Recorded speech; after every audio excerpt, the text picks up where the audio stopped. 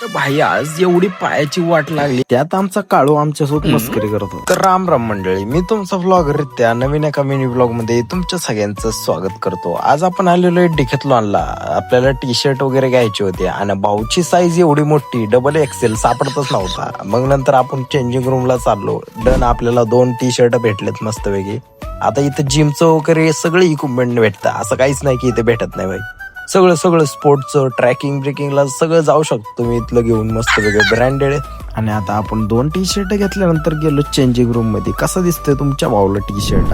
नंतर मग आता निघालो मस्तपैकी टी शर्ट घेऊन. आता आपल्याला जायचंय जिमला.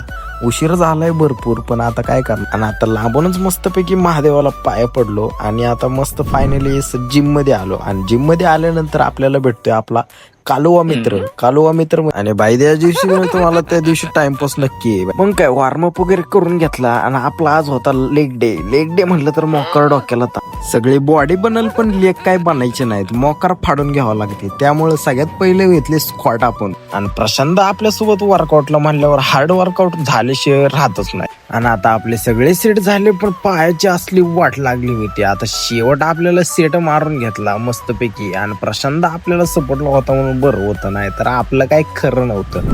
आणि आता सगळे सेट झाल्यानंतर आलो आपण चेंजिंग रूम मध्ये. आणि तुमच्या भावाची बॉडी कशी आहे तुम्ही कमेंट बॉक्स मध्ये सांगा आणि तुम्ही भरभरून प्रेम द्या. आणि आज पुरते एवढंच. भेटू नवीन एका मिनी ब्लॉग मध्ये.